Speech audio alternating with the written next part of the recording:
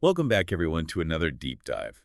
This time, we're taking a look at the sermons of Pastor Jerry Eze. And, one of the things that really caught my attention is how he draws inspiration from the story of Rahab. It is surprising, right? Because on the surface, she doesn't exactly scream role model. She really doesn't. The Bible even calls her a harlot, and she was living in Jericho right before the Israelites were going to conquer it. Right, so you wouldn't expect her to be this incredible example of faith and transformation, but Pastor Eze really digs into her story and finds some really profound insights there. Yeah, the contrast is amazing. You have this woman described as a harlot, and yet she's not only part of the Bible's Hall of Fame, but she also shows up in Jesus' genealogy. It's mind-blowing, right? It really makes you think about how God works in mysterious ways, choosing the most unexpected people to play a role in his plan. Absolutely. It's like discovering a hidden treasure in the most unlikely place. And I think that's what makes Rahab's story so compelling. Exactly. And one of the key ideas Pastor Eze highlights is this concept of sent men. He talks about how God strategically places people in our lives to guide us, support us, and help us achieve that more we all seek. So we need to be able to recognize these sent men because they can have a profound impact on our lives. Exactly. Think of the Israelite spies sent to Jericho. Rahab recognized their importance, even though they were enemies, and she risked her own life to protect them, even defying the king of Jericho. What do you think motivated her to do that? It had to be more than just a sense of hospitality, right? There had to be something deeper going on. Pastor Eze suggests it was her discernment and faith. She sensed that these men were part of something much bigger than herself, something divine. So it was like she recognized God's hand in their arrival, even though they were from an enemy nation. Precisely. And Pastor Eze suggests that learning to recognize and honor these sent men, these divinely appointed people in our lives, is key to achieving more, to unlocking our full potential. It makes you think about those people who have had a significant impact on your own life, right? The mentors, friends, maybe even strangers who offer timely advice. Absolutely. It's about being open to guidance, even from unexpected sources. And recognizing that even people who society might label as bad can have something valuable to offer. Exactly. Rahab's story reminds us not to judge by appearances, but to discern the purpose behind people's presence in our lives. So she wasn't just a harlot. She was a woman who played a vital role in God's plan. Exactly. And she wasn't just a passive observer either. Pastor Izaz points out that Rahab's faith was active. It wasn't just about believing, it was about acting on those beliefs. That's a good distinction. It's one thing to say you believe in something. It's another thing to let that belief shape your choices and your actions. Exactly. It's like that saying, actions speak louder than words. Rahab didn't just hear about the God of Israel. She developed a deep conviction and then took decisive action based on that conviction. It's like that three-step process we've talked about before. Hearing, knowing, acting. She heard about the God of Israel. Then she developed a deep knowing in her heart that he was real, and finally she acted on that knowing by hiding the spies. It's such a powerful example of what it means to live out your faith. And a reminder that we can't just sit back and expect things to happen.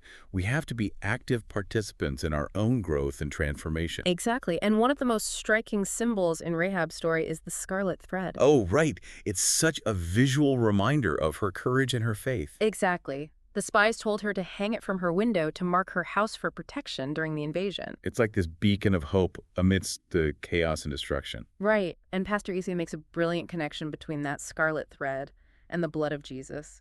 So it's not just about her good deeds. It's about God's grace, symbolized by that red thread, foreshadowing the ultimate sacrifice. Exactly. And it reminds us that ultimately it's not our efforts that save us, but God's grace freely given through Jesus. That's a powerful reminder, especially when we can get so caught up in trying to earn our salvation or prove ourselves worthy. But it's not about that. It's about recognizing our need for God's grace and accepting his gift of salvation. And centuries later, that connection comes full circle when Jesus, a descendant of Rahab, sheds his blood to offer redemption for all. It's this incredible tapestry woven through history, connecting these seemingly disparate elements to reveal God's plan unfolding. And there's another fascinating detail Pastor Eze highlights. Rahab's house was on the city wall. Oh, right. I remember him talking about that. He suggests that it signifies her awareness of the world beyond her immediate surroundings. So she had this broader perspective, almost like a watchman on the wall, looking beyond the limitations of Jericho and being open to new information and possibilities. Exactly. And that raises a really interesting question for all of us. Are we like Rahab, staying informed, looking beyond our usual boundaries, and being open to new ideas and opportunities? Or are we limiting ourselves to the familiar and comfortable? That's a powerful question. What are the walls we might be living within? Those things that prevent us from seeing the bigger picture. Are they physical, mental, emotional? It's a challenge for all of us to step outside those limitations and embrace a wider vision, just like Rahab did. And remember, she wasn't perfect by any means. Right, she was a harlot. She made choices that were considered morally wrong, but she still became a hero in God's story. Exactly. And her story is a message of hope and transformation, encouraging us to embrace our own journeys, flaws and all, because God can work through us in extraordinary ways no matter where we come from. That's such a beautiful thought, and it really ties everything together, doesn't it? This idea that God can take our imperfections, our past mistakes, and use them for good. It's a reminder that we're all works in progress and that God's grace is always available to help us grow and transform. So we've covered a lot of ground already. Sent men, hearing, knowing, acting, the scarlet thread, and Rahab as a watchman on the wall. What stands out to you from this part of the deep dive? For me, it's the reminder that we need to be open to divine guidance and that it can appear in the most unexpected ways, sometimes through people we wouldn't normally consider to be mentors or role models. Totally agree. It makes you think about who are the sent men in our own lives, and are we open to receiving their guidance? That's a great question for us all to ponder. And it's not just about receiving guidance. It's about recognizing that God can work through anyone, regardless of their past mistakes or societal labels. That's such a profound thought, and it leads us perfectly into the next part of our deep dive, where we'll explore even more fascinating aspects of Rahab's story and how they connect to our own journey of transformation. You know what's interesting? Pastor Eze really emphasizes that Rahab sensed something different about these spies. She didn't just see them as soldiers, It's like she recognized them as sent men chosen by God to carry out his plan. So she saw a deeper purpose in their mission, a spiritual significance. Exactly. She realized that by protecting them, she was aligning herself with God's will. And that idea of recognizing sent men, it really makes you think about the people who've come into our own lives at just the right moment, offering support, guidance, or maybe even a little push in the right direction. Absolutely. Like, think about the people who've challenged you, encouraged you, pushed you out of your comfort zone, in a good way. Those might be our sent men, those individuals that God has placed in our path. Exactly. It's a reminder to be open to guidance, even from those we least expect. Because sometimes those are the people who make the biggest impact. Now, going back to what we talked about earlier about hearing, knowing, acting, Pastor Eze really uses Rahab as a prime example. She didn't just passively listen, she let the information change her actions. See, she truly internalized it, right? It shaped her decisions and her behavior. Exactly, like a three-step process. First, she heard about the God of Israel and his power. Then she moved from hearing to knowing. Right, developing that deep conviction. This God was real and worthy of her trust. And then, the most important part, she acted on that conviction. She took that leap of faith, hiding the spies despite the danger. And her story is so powerful for us today. We can hear all the sermons and read all the books, but unless we act. It's all just head knowledge. Exactly. Pastor Eze's message seems to be bridging that gap between knowing and doing. And that's where the scarlet thread becomes so powerful, right? Exactly. It's a reminder that, in the end, it's not our good works that save us. It's God's grace, symbolized by that red thread, foreshadowing Jesus. It's that gift of salvation that we can't earn but receive freely.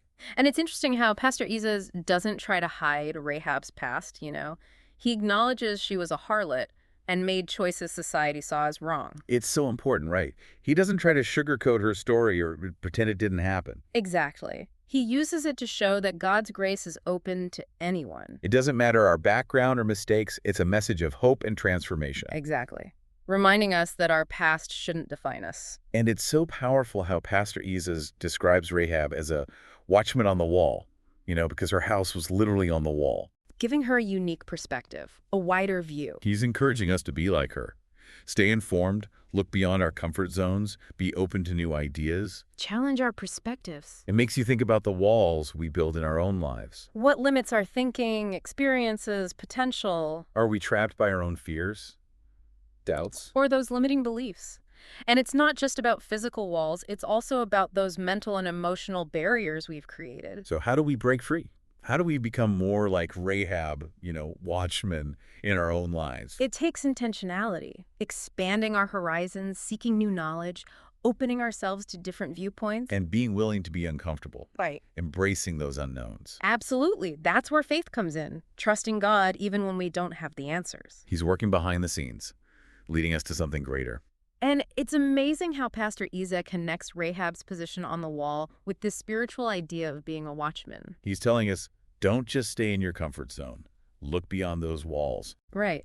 And it leads to another point, her decision to protect the spies, knowing it could cost her life. That was a huge risk. She put everything on the line for these strangers, a God she was only starting to understand.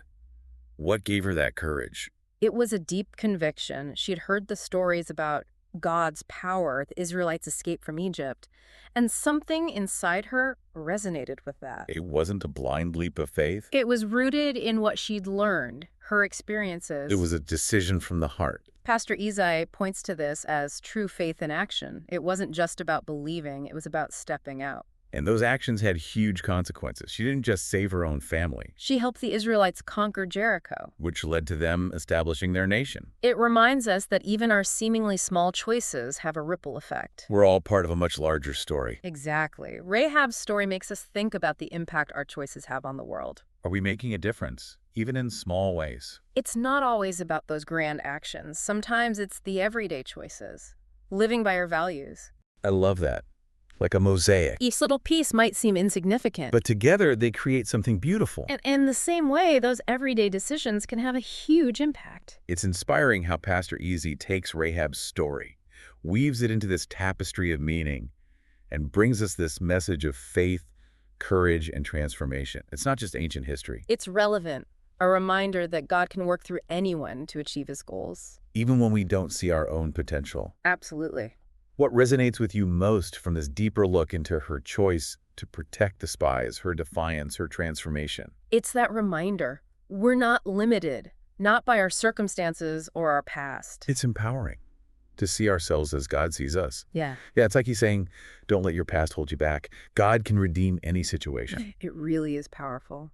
And that brings us back to the scarlet thread. Mhm. That symbol of God's grace that runs through Rahab's whole story. It's like a visual reminder that we aren't saved by good deeds, but by God's grace through Jesus' sacrifice. Yeah, it's a beautiful image, how God's grace covers even our darkest moments and brings redemption.